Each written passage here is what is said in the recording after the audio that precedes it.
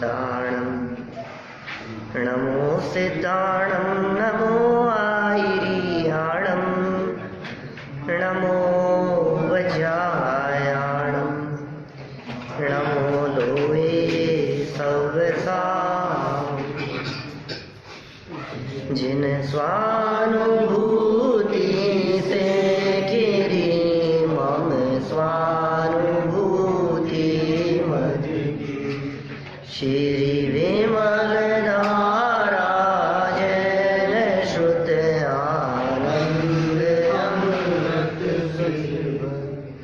समता प्रभात भाव की रागादि विकल्प तोड़ के माँ सरस्वती प्रतिभाव दृष्टि निज में जोड़ी के दृष्टि निज में जोड़ी के।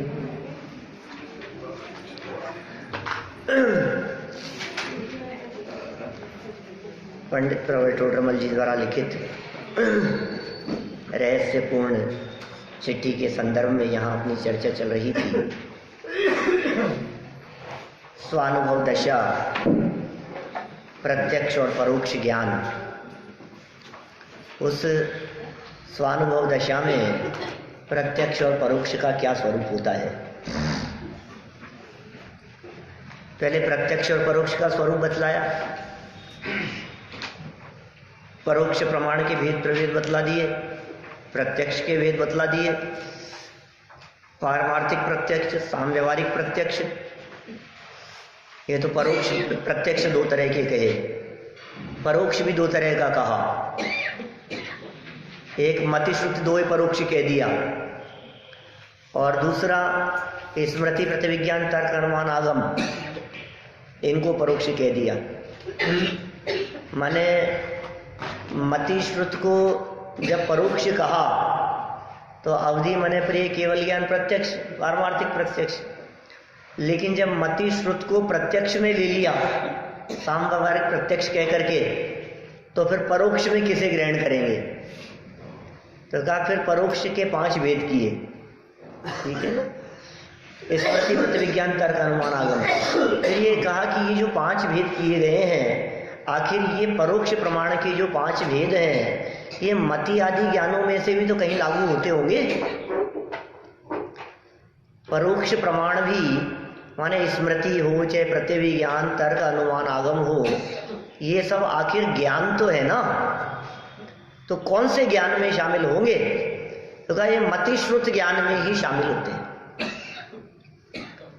माने स्मृति प्रतिविज्ञान तर्क और अनुमान, इनको तो मति ज्ञान में शामिल किया, और आगम इसको श्रुत ज्ञान में शामिल किया। तो इस तरह से इन 5 को मति श्रुत ज्ञान में ही गर्भित कर लिया गया। फिर ये जो प्रश्न उठा था इस तरह का कि स्वानुभव के काल में क्या पोजीशन रहती है, अनुभव के काल में अनुभव किससे होता है, कैसे होगा। तो एक तो वो नियम मन पावे विश्राम, तो वो जो नियम है वो यहाँ कैसे घटित होगा।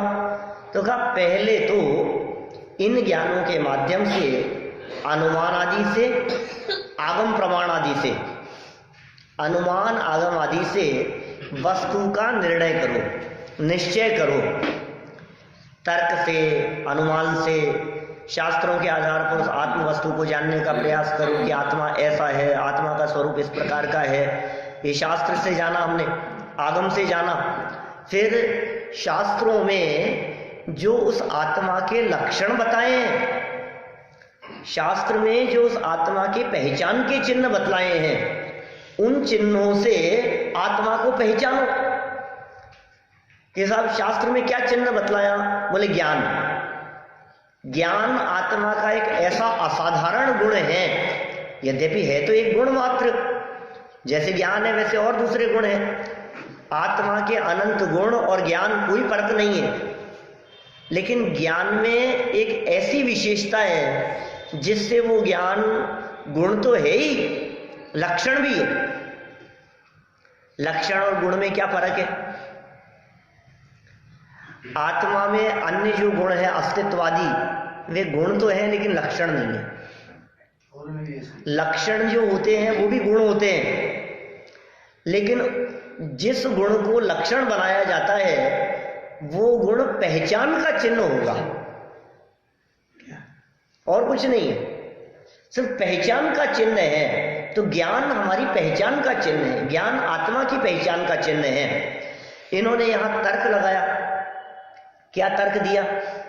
जहां जहां ज्ञान वहां वहां आत्मा, जहां जहां आत्मा वहां वहां ज्ञान। ऐसा नहीं कि आत्मा कहाँ होगा, बोले जहां शरीर है वहां आत्मा होगा, क्योंकि आत्मा शरीर में ही रहता है, आत्मा तो शरीर में ही है। जन्म से लेकर मरण पर्यंत आत्मा शरीर में ही है ना। तो भी ये नियम नहीं बनाया जा सकता। क्यों? क्योंकि बिना आत्मा के पूरा शरीर भी पड़ा हुआ दिखता है। अरे पूरा शरीर पड़ा हुआ दिखता, मुर्दा शरीर, आत्मा तो नहीं है और शरीर है। तो इसका मतलब शरीर में आत्मा हुई हो ये जरूरी नहीं है, और बिना शरीर के भी आत्मा का अस्तित्व सिद्ध अवस्था में देखा जाता है।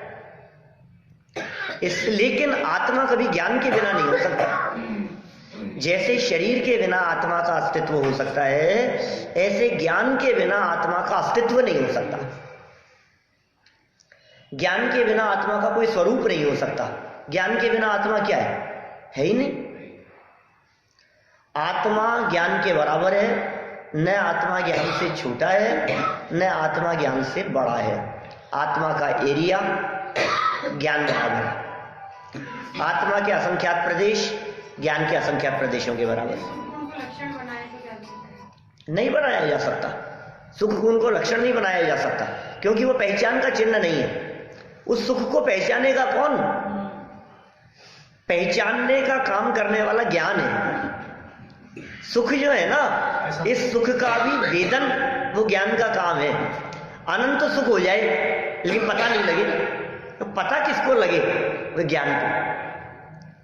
ज्ञान के बिना पता कौन करे? ज्ञान के बिना पता कैसे चले? इसलिए ज्ञान की अहमियत है। क्या? सुख तो बहुत है लेकिन ज्ञान नहीं है। तो ज्ञान नहीं है तो फिर सुख आएगा? ऐसे क्या बताओ मेरे को, सोचो तो सही है ना। ऐसा बहुत सुख है, बहुत सुख है, लेकिन पता नहीं लग रहा। पता नहीं लग रहा। जैसे हम कहें कि इसमें चखना देखें, इसमें नमक बराबर हुआ कि नहीं हुआ, कि नमक तो बराबर हो गया लेकिन पता नहीं लग रहा। पता नहीं लग रहा, फिर कह रहे हो ठीक हो गया। पता लगना ये ज्ञान का काम है। ज्ञान के बिना नहीं चल सकता था। ज्ञान ही एकमात्र ऐसा है जिस ज्ञान की वजह से पूरा आत्मा चेतन कहलाता है। ज्ञान नहीं हो तो आत्मा को चेतन कौन कहे? चेतन उसकी जो चेतना है, जागृति है, वो ज्ञान के दम पर है। ज्ञान बहुत चमत्कारिक चीज है जो अपने को भी जानता है और अन्य अनंत गुणों को भी जानता है। ज्ञान में वो सामर्थ्य है जो ज्ञान ज्ञान को भी जानता है और ज्ञान आत्मा में मौजूद अनंत गुणों को भी जानता है। माने ज्ञान नहीं हो तो आत्मा को जाना नहीं जा सकता, और ज्ञान नहीं हो तो आत्मा को पहचाना नहीं जा सकता। ज्ञान से पहचानेंगे और ज्ञान से जानेंगे। पहले ज्ञान के माध्यम से आत्मा को पहचानना लक्षण है ना, तो ज्ञान से पहचानना ये है आत्मा, और फिर पहचान करके उसमें अपनेपन रूप उसे जानना, ये दो काम है। तो इन्होंने यही बात कही, पहले आगम से या अनुमान प्रमाण आदि से उसका निश्चय करो, और निश्चय करने के बाद उसमें परिणाम विशेष रूप से मग्न हो जाए तो उसका अनुभव होता है। देखो अब ये सब बातें अपन ने यहाँ की थी पेज नंबर 346 पर। 346 पेज देखिए, मैं पढ़ता हूँ तीसरी लाइन से, ऊपर से तीसरी लाइन। यद्यपि कल हम पढ़ चुके थे, फिर भी पुनः पढ़ता हूँ थोड़ा सा। मैं आत्मा ही हूँ क्योंकि मुझ में ज्ञान है। साहब आप आत्मा हो क्या? कि हाँ। क्या आप आत्मा क्यों हो? क्योंकि मुझ में ज्ञान है, और जहां जहां ज्ञान है वहां वहां आत्मा है। तो शास्त्र में ज्ञान है या नहीं? शास्त्र में ज्ञान नहीं, शास्त्र में ज्ञान नहीं है, इसलिए शास्त्र में आत्मा नहीं। शास्त्र कुछ जाने नहीं, क्या शास्त्र ज्ञान नहीं है? क्योंकि शास्त्र कुछ जाने नहीं, बस इसलिए ही शास्त्र अन्य अरु ज्ञान अन्य, ऐसा मुनिराजों ने कहा है। समय सार अंतिम गाथाओं में प्रयोग किए इस तरह की। जैसे सिद्ध आदिक आत्मा तो है और ज्ञान भी है, तथा जहां आत्मा नहीं है वहां ज्ञान भी नहीं है। जैसे मृत कलेवर आदि, कलेवर समझ गए ना आप? लाश है ना, मुर्दा शरीर, मृतक माने मुर्दा, कलेवर मतलब शरीर। इस प्रकार अनुमान द्वारा वस्तु का निश्चय करके उसमें परिणाम मग्न करता है, परिणामों को मग्न किया उसी में, यही है, और तन्मय हो जाओ उसके साथ में, उसकी एकाग्रता उसी आत्म वस्तु के साथ में हो, इसलिए अनुमान परोक्ष प्रमाण कहा जाता है। अथवा आगम अनुमान आदि द्वारा जो वस्तु जानने में आई, आगम से जो वस्तु जानने में आई, अनुमान से जो वस्तु जानने में आई, उसी को याद रखकर, याद रखना किसका काम है? स्मृति का। याद कब रहेगी? जब धारणा का विषय बनेगी। धारणा का विषय कब बनेगी? जब बार बार विचार करोगे। देहांत के समय में तुमको न भूल जाऊं, तो कब नहीं भूलोगे? जब बार बार याद रखोगे। हर समय जब आप उसको याद रखोगे तभी तो वो चीज धारणा में चली जाएगी, और धारणा में चली जाएगी तो फिर निकलेगी नहीं। ऐसी बात नहीं कि धारणा से नहीं निकलती, धारणा से भी निकल जाती है। क्या यदि उसको बार बार याद नहीं करते रहो तो फेरा नहीं है ना। तो इसलिए उसको संभालते रहना, टटोलते रहना, उसको बार बार में रिपीट करते रहना। अनुमान आदि द्वारा जो वस्तु जानने में आई उसी को याद रखकर उसमें परिणाम मग्न करता है, इसलिए स्मृति कही जाती है। इत्यादि प्रकार से स्वानुभव में परोक्ष प्रमाण द्वारा ही आत्मा का जानना होता है। देखो भाई, यहां परोक्ष प्रमाण के माध्यम से आत्मा को जानने की बात कर रहे हैं, ये आगम का कथन है। लेकिन जब अध्यात्म शास्त्रों की अपेक्षा बात करते हैं तो समय सारादि ग्रंथों में स्वानुभव प्रत्यक्ष की बात करते हैं। ये तो जो अनुभवी व्यक्ति है ना, जो अनुभव के स्तर पे बात करते हैं, वे फिर परोक्ष नहीं कहते, वे प्रत्यक्ष ही कहते हैं। तो यहाँ परोक्ष क्यों कहा जा रहा है? आत्मा का जानना परोक्ष होता है, परोक्ष प्रमाण द्वारा ही आत्मा का जानना होता है, क्योंकि प्रत्यक्ष परोक्ष की चर्चा है भाई, आगम की चर्चा है। ज्ञान ही परोक्ष है तुम्हारे, तो वो परोक्ष ज्ञान प्रत्यक्ष कैसे जानेंगे? वहां पहले जानना होता है, पहले जानना होता है परोक्ष के द्वारा, पहले जाना परोक्ष, पश्चात जो स्वरूप जाना उसी में परिणाम मग्न होते। परिणाम मग्न होने पर कुछ विशेष जानपना होता नहीं है। तो जैसे रत्न का उदाहरण दिया था ना पिछले पेज पर, रत्न की जो बात कही थी, जो बात अपन ने पीछे की है, 2 पेज पहले जो बात की, रत्न पहनने के संदर्भ में, रत्न खरीदने के विकल्प उठने के संदर्भ में, अब कितना देखो आप उसको अपने परोक्ष कैसे, कितने तरह के उसको जाना, उसको पहचाना, उसकी परख की, सब कुछ किया। अब उसको पहनने के बाद में बोले परिणाम उसमें मग्न हो गए। तो परिणाम मग्न हो गए तो जानने में कुछ विशेषपना हुआ क्या? कि जानने में तो कुछ विशेषपना नहीं हुआ, जैसा जाना था वैसा ही रहा। भाई देखो, स्वानुभव हो जाने के पश्चात ज्ञान में कुछ निर्मलता आ जाती हो ऐसा नहीं है। स्वानुभव होने के उपरांत ज्ञान में कुछ विशेषता आ जाती हो ऐसा भी नहीं है। ज्ञान कुछ बढ़ जाता हो ऐसा भी नहीं है। स्वानुभव होने पर गुणस्थान तो पहले से चौथा होगा, लेकिन ज्ञान कुछ ज्यादा हो जाए ऐसा नहीं है, क्योंकि गुणस्थानों से ज्ञान बढ़ता हो ऐसा नहीं, वो श्रद्धा का काम है। तो परिणाम मग्न हो गए और विशेष जानपना होता नहीं है। परिणाम मग्न होने पर, परिणाम मग्न होने पर कुछ विशेष जानपना होता नहीं है। प्रश्न खड़ा हुआ है सर, क्या बात कर रहे हो आप? अब तक परोक्ष जान रहा था, अब परिणाम उसी में मग्न हो गए, उसी आत्म वस्तु को जान रहा है, और आप कह रहे हो कि विशेष नहीं हुआ, विशेष जानना नहीं हुआ। तो साफ साफ विशेष दिखाई दे रहा है। इतना तो है कि पहले उपयोग पर को जानता था, अब पर को नहीं जान रहा है, अब अपने को जान रहा है। इतना फर्क तो हुआ, लेकिन जानने में कुछ विशेषता आ गई हो ऐसा नहीं। प्रश्न उठाया यहां फिर प्रश्न है, यदि सविकल्प निर्विकल्प में जानने का विशेष नहीं है तो अधिक आनंद कैसे होता है? बोलो। सविकल्प दशा हो या निर्विकल्प दशा हो, दो ही दशाएं हैं। हम सबकी वर्तमान में कौन सी दशा है? सविकल्प दशा। निर्विकल्प दशा होती है कभी? कभी होती है क्या? कभी होती है कि नहीं होती है निर्विकल्प दशा?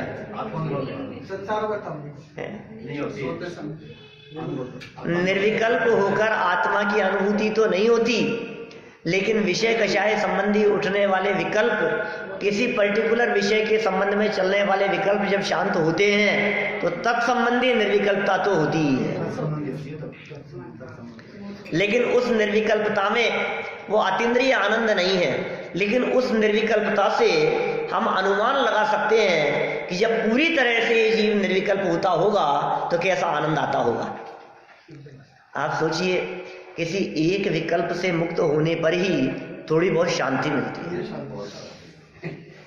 इतने दिन से विकल्प चल रहे थे हमारे दिमाग में, क्या होगा क्या होगा, ऐसा होगा कि ऐसा होगा, ये वो दुनिया भर की झंझटें, उनसे बात करें, इनसे कहें, इनका ये उनका, दुनिया भर की झंझटें चल रही थी। इतने मैं आपको बता नहीं सकता था, पिछले 10 दिन के अंदर मैं सोया नहीं बराबर ढंग से, ऐसा ऐसा कहते हैं लोग। तो ये जो विकल्प आपके दिलो दिमाग में चल रहे हैं, अब उसका निपटारा हो गया। अब कोई विकल्प है आपको? ये अब कुछ नहीं है, अब तो शांति है क्या? अब कुछ नहीं।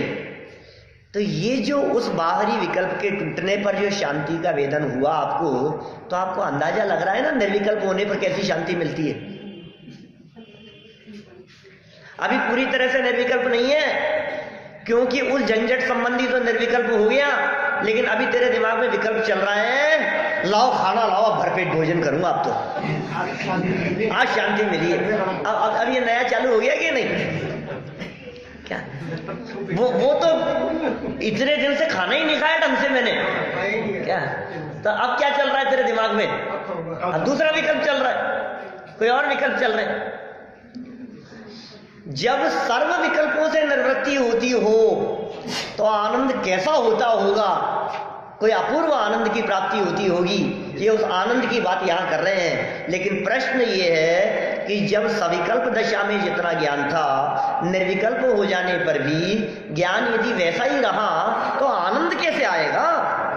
अधिक आनंद कैसे होता है? आप कह रहे हो सविकल्प दशा का आनंद अलग था और निर्विकल्प दशा का आनंद अलग है, अपूर्व है। सविकल्प दशा में भी आनंद था, कौन सा? आत्मा के संदर्भ में विकल्प करते समय।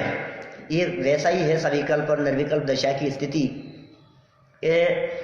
भोजन में जो सामग्री पसंद हो हमारे को, जो वैरायटीज पसंद हो, उनकी चर्चा करने पर जो आनंद आता है वो आनंद है विकल्पात्मक आनंद। उस आनंद को क्या कहेंगे?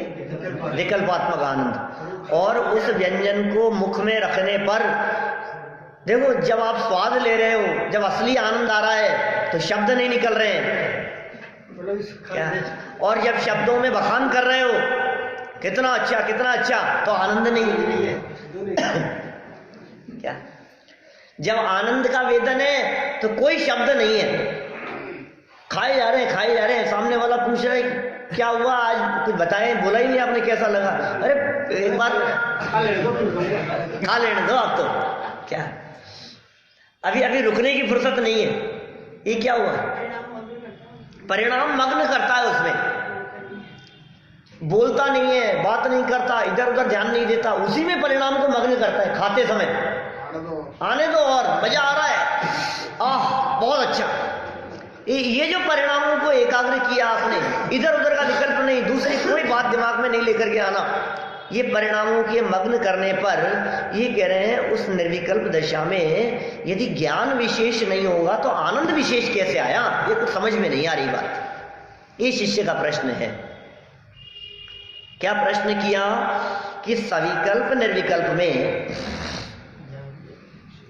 दो चीजें हैं, सविकल्प यानी विकल्प सहित और निर्विकल्प सर्वविकल्प टूट जाने पर। सर्वविकल्प निर्विकल्प में जानने का यदि विशेष नहीं है, जानने में यदि कोई फर्क नहीं है, तो अधिक आनंद कैसे होता है? समझ में नहीं आ रही ये बात। ये प्रश्न है, उसका समाधान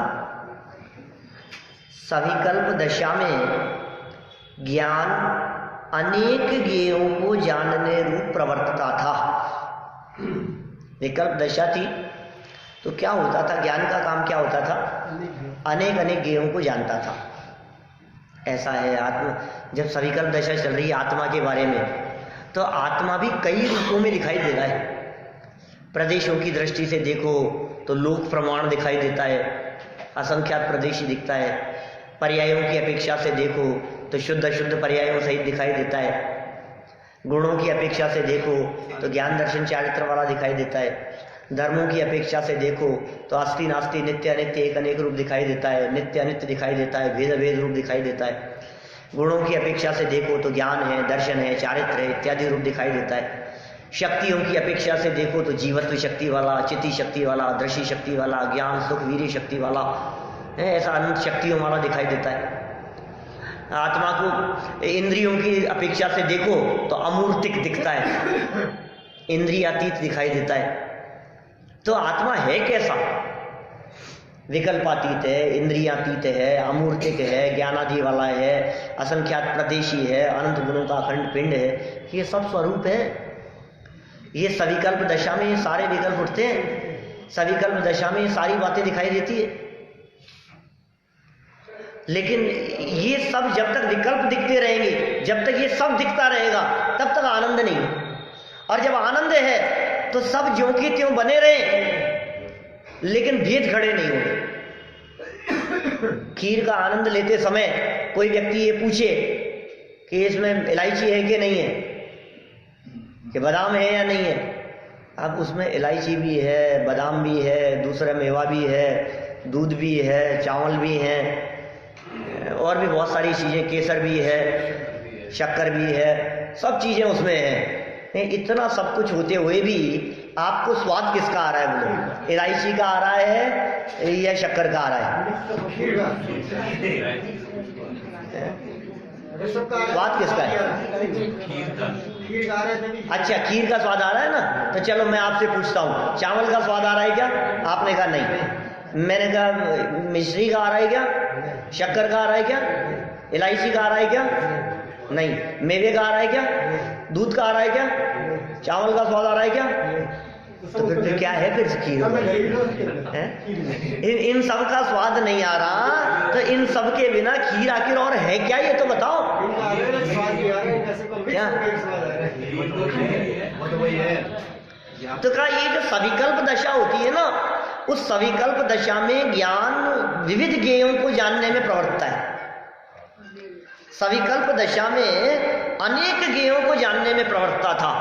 ये सब सविकल्प दशा में। और निर्विकल्प दशा में केवल आत्मा का ही जानना है, बस। या आत्मा का जानना है तो आत्मा को जानते समय क्या ज्ञान जानने में आता होगा, कि दर्शन जानने में आता होगा, कि चारित्र जानने में आता होगा? ये नहीं साहब, ना ज्ञान, ना दर्शन, ना चरण। ज्ञान शुद्ध है, सात्विक का था। आत्मा में ज्ञान भी नहीं, दर्शन भी नहीं, चारित्र भी नहीं। क्या बात कर रहे हो आप? होंगे, दिखते नहीं। ये सब है, लेकिन इन सब का विकल्प नहीं। क्या स्वरूप है बोलो?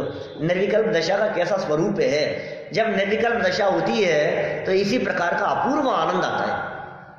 विकल्प खड़े नहीं होते, कोई भेद नहीं है, सिर्फ आनंद आनंद आनंद आनंद आनंद, और कुछ नहीं, बस।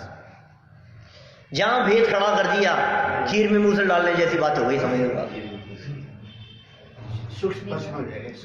देखो उसका समाधान, बात ख्याल में आई कि क्या कहना चाहते हैं? उसका समाधान, सविकल्प दशा में ज्ञान की जब सविकल्प अवस्था थी, उस सविकल्प दशा में ज्ञान अनेक ज्ञेयों को जानने रूप प्रवर्तता था। सविकल्प दशा में अनेक ज्ञेय, ये अनेक ज्ञेय कौन से होंगे उस सविकल्प दशा में?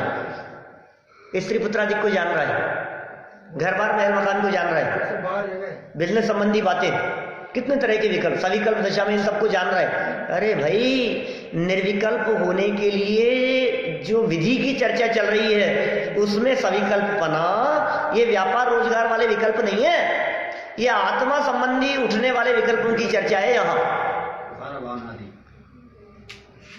12 भावनाओं की भी बात नहीं है क्या?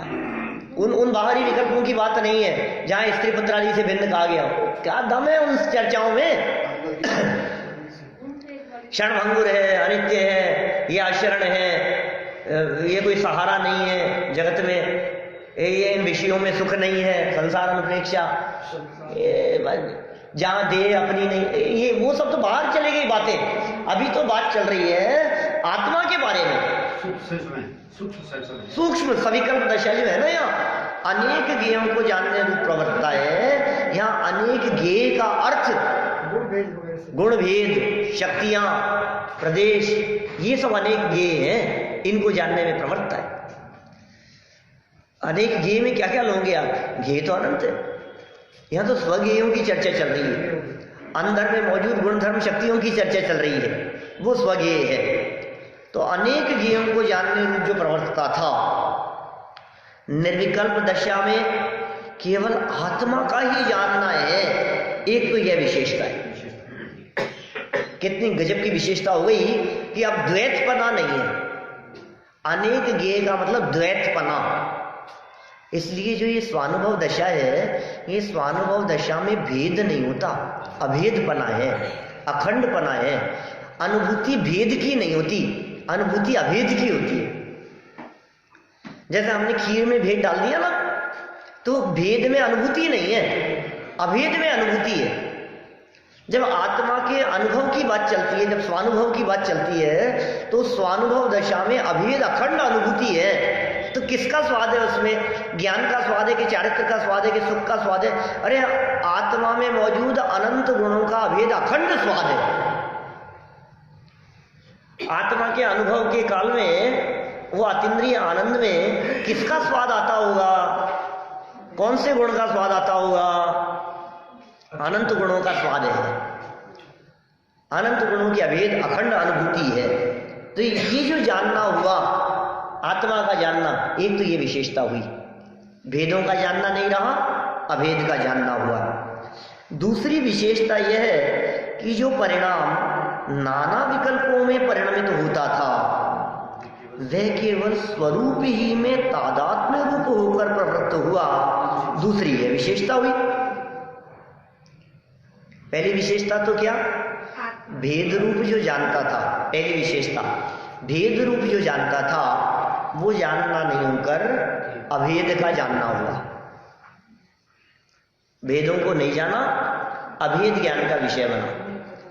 दूसरी विशेषता, भेदों को जानने से जो नाना प्रकार के विकल्प उठते थे,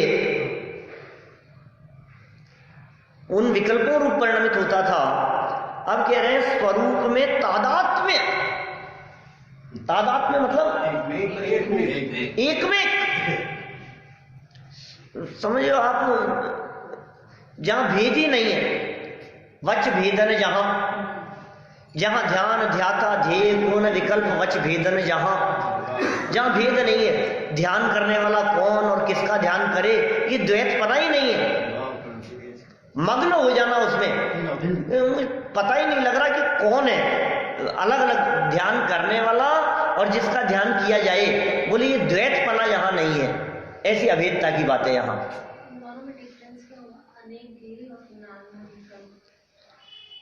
अनेक ज्ञेयों को जानने रूप प्रवर्तता था, ये ज्ञान का काम। ठीक है ना।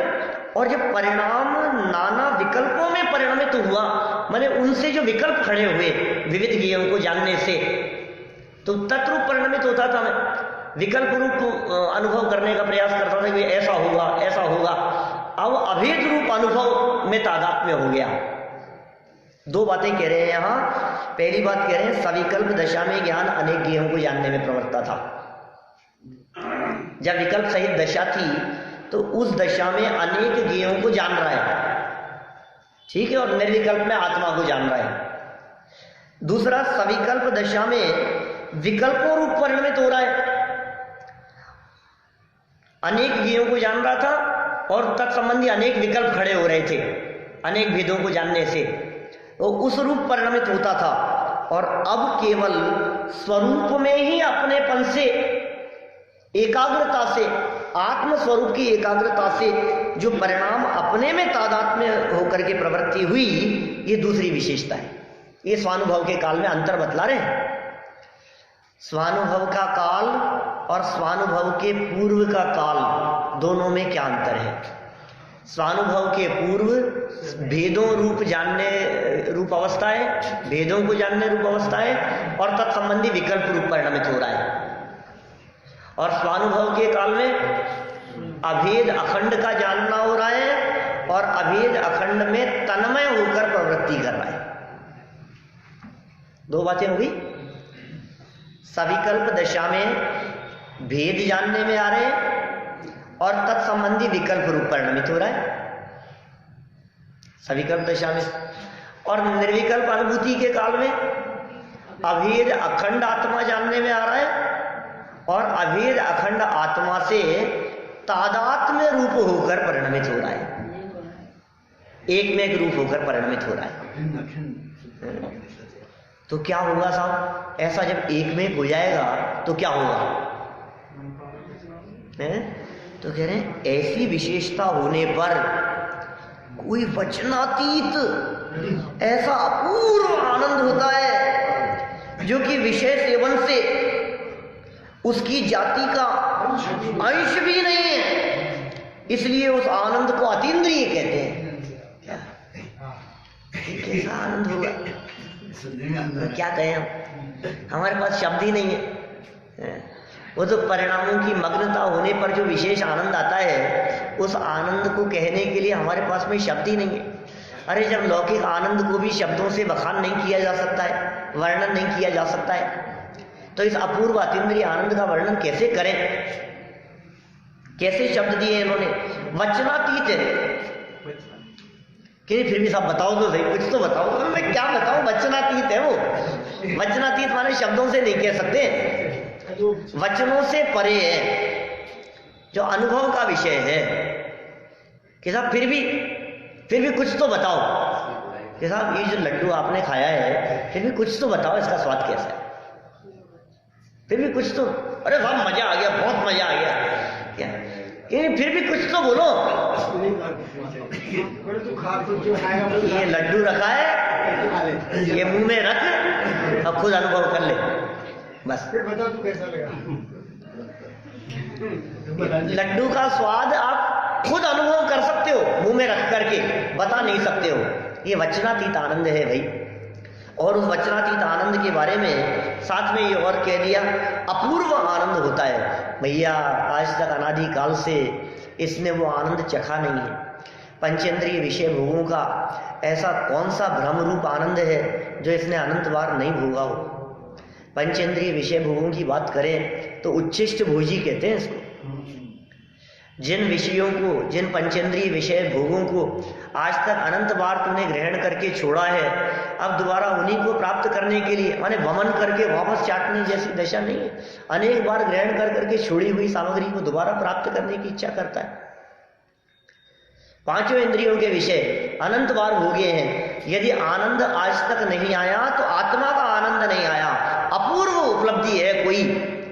पिछले अनंत अनंत काल में से अनंत अनंत पंच परावर्तन बीत गए, उन पंच परावर्तनों में भी आज तक कभी ऐसे अपूर्व आनंद की प्राप्ति नहीं हुई। हम किस आनंद की बात करें? जब हम आत्मा के आनंद की बात करते हैं तो ये कहते हैं बादाम के हलवे जैसा आनंद आता होगा क्या? कैसा आनंद आता होगा? गुलाब जामुन जैसा। अब आप कल्पना कर लो, आपको जिस जिस विषय में जितना आनंद दिखाई देता है, उस आनंद से इस आनंद की तुलना करके देखो, तो हम कह रहे हैं जो आनंद आपकी कल्पना का विषय बनता है, उस आनंद से विलक्षण जाति का अनंत गुना आनंद क्षण मात्र में अनुभव करता है। सिद्ध समान सुख का उपभोग है भाई साहब। परमात्मा, परमात्मा माने सर्वोत्कृष्ट, परमात्मा माने सर्वोच्च सत्ता, उससे ऊपर कोई नहीं है। वे जिस आनंद को उपभोग कर रहे हो, उस आनंद का उपभोग है यहां इस निर्विकल्प दशा में। ऐसी विशेषता होने पर जानने में जो विशेषता हुई, जानने की विशेषता की बात नहीं है, परिणाम जो मग्न हुए, स्वरूप में जो एकाग्र हुआ, तो ऐसी विशेषता होने पर कोई वचनातीत ऐसा अपूर्व आनंद होता है जो कि विषय सेवन में उसकी जाति का अंश भी नहीं है। क्या विषय सेवन में उस जाति का अंश मात्र भी नहीं आ सकता है? तो एक दो तरह से इस वाक्य को अपन देख सकते हैं। ये जो वाक्य इन्होंने लिखा है वो ऐसा अपूर्व आनंद है जो आनंद की विषय सेवन में, विषय सेवन की बात करो, पांचों इंद्रियों के विषय सेवन, स्पर्शन इंद्रिय का विषय सेवन, रसना इंद्रिय का विषय सेवन, घ्राण चक्षु कर्णेंद्रिय का विषय सेवन, उस विषय सेवन में उस आनंद की जाति का अंश मात्र भी नहीं है। क्या कहा? माने पंचेंद्रिय विषय भोगों के भोगने में उस अतीन्द्रिय आनंद की जाति का अंश मात्र भी नहीं हो सकता। ठीक है ना? ऐसा आनंद है, इसलिए उस आनंद को अतीन्द्रिय कहते हैं। अतीन्द्रिय क्यों कहा? क्योंकि विषय सेवन की जाति का नहीं है। विषय सेवन इंद्रियों से होगा, बाह्य विषयों का सेवन पांचों इंद्रियों के माध्यम से होगा। स्पर्शन रसना घ्राण चक्षु कर्ण, इन पंच इंद्रियों के माध्यम से बाह्य विषयों का सेवन होगा। और आत्मा की अनुभूति वह इंद्रियों के माध्यम से होती नहीं। आत्मा की अनुभूति तो इंद्रियातीत है। आत्मा की अनुभूति कान से सुनकर के होगी क्या? आत्मा की अनुभूति शब्दों से होगी क्या? आत्मा की अनुभूति जीभ से चख करके होगी क्या? आत्मा की अनुभूति नाक से सूंघ करके होगी क्या? इसलिए जब ब्रह्मचर्य की बात करते हैं, ब्रह्म माने आत्मा और चर्य माने चरण करना, अपनी आत्मा में चरण करने की बात करते हैं, तो पांचों इंद्रियों के विषय ही ब्रह्मचर्य में बाधक और घातक जानकर सभी का त्याग कराया जाता है। क्योंकि सभी तो विषय बाधक है। ऐसा नहीं हो सकता कि बाहर एसी का आनंद लेते लेते आत्मा का आनंद आ जाए। छत पे बैठना पड़ेगा। बोलो, ये कह रहे हैं इसके लिए छत पे बैठना पड़ेगा। अरे न छत पे बैठना पड़े न एसी में बैठना पड़े, इसके लिए अंदर में बैठना पड़ेगा। आनंद आएगा क्या? छत पे सिर्फ देखोगे हाँ, अंदर बैठने की बात है भाई, यहाँ अपने में बैठने की बात है। जब अपने में बैठेगा तो आनंद आएगा। बाहर में देह कहीं भी बैठे उससे क्या फर्क पड़ता है? बाहर में शरीर की स्थिति से क्या फर्क पड़ता है? अंदर में कहाँ बैठे हैं, उपयोग कौन सी जगह पर है? ऐसा अतीन्द्रिय अपूर्व आनंद, उसकी जाति कुछ विलक्षण प्रकार की है उस आनंद की। हम क्या कहें? हमारे पास में शब्द ही नहीं है, कुछ वर्णन ही नहीं कर सकते, कुछ बोल ही नहीं सकते। वो तो जो जीव उस आनंद को भोगते हैं, भोग करते हैं, वही उस आनंद को जानते हैं, वे उस आनंद का स्वाद लेते हैं। तीर्थंकर परमात्माओं ने, गणधरों ने, वीतरागी संतों ने अनंत उपकार, अनंत करुणा करके हम जैसे पामर जीवों के ऊपर बहुत उपकार करके उस आनंद को प्राप्त करने की विधि बतलाई है। सविकल्प से निर्विकल्प होने की चर्चा की है। और टोडरमल जी कहते हैं धन्य है वे जीव जो इस कलिकाल में, इस पंचम काल में स्वात्मानुभव की चर्चा भी करते हैं, जो आत्मा के अनुभव की चर्चा करते हैं। इस काल में, इस पंचम काल में, इस छोटे काल में, इस निकृष्ट काल में, जहां बहुत दुर्लभता से ये चर्चाएं मिलती है, जो जीव इस प्रकार की चर्चाएं भी करते हैं बड़े भाग्यशाली हैं वे जीव। धन्य है वे जीव, धन्य धन्य है वे जीव, नरभव काय यह कार्य किया। नरभव पाकर के जिन्होंने ये काम कर लिया है, धन्य है वे जी। दौलत राम जी की शेड़ा लगी पंक्तियां, ऐसा ऐसा आनंद। तो इंद्र नाग नरेंद्र वहां अहमेंद्र के नाही कहो। अहमेंद्र सारी भोग सामग्रियां जिनके पास में है, बोले वो आनंद नहीं है। कौन सा आनंद? जो आनंद त्रियंच भोग रहा है। क्या बात कर रहे हैं? वो आनंद नहीं है उनके। महल है, रत्न है, देवांगनाएं हैं, सब तरह की विभूतियां हैं, रिद्धियां हैं, सैकड़ों रिद्धियां प्रकट है, गायब हो जाते हैं, रूप बदल लेते हैं, क्षण मात्र में यहाँ से वहां हो जाए, कुछ भी ऐसी ऐसी रिद्धियां हैं। इतना सब कुछ होते हुए भी वो आनंद नहीं है जो आनंद आत्मा का आनंद है। ये आत्मा का आनंद अलग है, रिद्धियों का आनंद कुछ आनंद नहीं। बाहरी चमत्कार का आनंद कुछ नहीं है। ये चमत्कारिक तत्व, ये चैतन्य चमत्कार तत्व अंदर देह देवालय में विराजमान है। उस आनंद की बात कर रहे हैं यहां। जो वो आनंद प्रकट करना चाहे उसकी बात चल रही है। कौन है भाई जो ऐसा अपूर्व आनंद नहीं चाहेगा? जिसकी चर्चा ही है सुंदर, तो वो कितना सुंदर होगा, तो वो कितना सुंदर होगा। जिसकी चर्चा मात्र में ऐसा लगने लगता है, बस ऐसा है, ऐसा है, ऐसा है। बातें सुन सुन करके हमारे को मजा आता है। अब बातें बंद करो, अब स्वाद लो। देखो भाई, विकल्पों में कितना भी मजा आए, लेकिन निर्विकल्पता का आनंद तो कुछ अपूर्व ही होता है। भोजन की कितनी भी चर्चा करो आप, वो आनंद नहीं आ सकता जो भोजन को मुंह में रखने पर आएगा, जो स्वाद लेने पर आएगा। यह बात अलग है कि उसकी चर्चा में भी आनंद आ रहा था। भोजन कथा है ना, 4 भी कथाओं में उसकी कथा में भी आनंद आ रहा था, उसकी चर्चा में भी आनंद आ रहा था, उसकी रेसिपी सुनने की, जानने की इच्छा थी, उसमें भी सब बहुत मजा आ रहा था। फिर उसको बनाने में बहुत आनंद आ रहा था, बहुत चाव से बनाया है, बहुत मजे से बनाया है, और फिर परोसने में भी बहुत मजा आ रहा था। अरे कितना भी मजा आ रहा हो, लेकिन सेवन करने का जो मजा है, क्या वो मजा इन सब में नहीं होगा। उसकी तो बात ही कुछ अपूर्व है। ऐसे ही शास्त्रों में पढ़कर के जो आनंद आता है, ये सब आनंद राग वाला आनंद है। क्या वो राग का आनंद है, वो विषय का आनंद है, ये सुन सुन करके आनंद है। और कहूं दूसरी बात, शास्त्रों में आत्मा के स्वरूप को पढ़कर जो आनंद आ रहा है, यह आनंद कषाय की मंदता का आनंद है। ये शुभ भाव का आनंद है, जो कि असली नहीं है अभी। ये शुभ भाव और विकल्प टूटने पर जो निर्विकल्प अनुभूति होगी, वो आनंद कुछ अपूर्व होगा। देखो जरा वापस, ये 2 पंक्तियां पढ़ने में कितना मजा आ रहा है? कैसे शब्द दिए, ऐसा लगता है जैसे कहाँ अंदर में डूब करके लिखे हुए शब्द, जैसे लिखते लिखते उनको आनंद आ रहा हो। कैसे लिखे हुए शब्द? टोडरमल जी की चिट्ठी में इन 2 पंक्तियों में उनके अंदर का आनंद स्पष्ट झलक रहा है।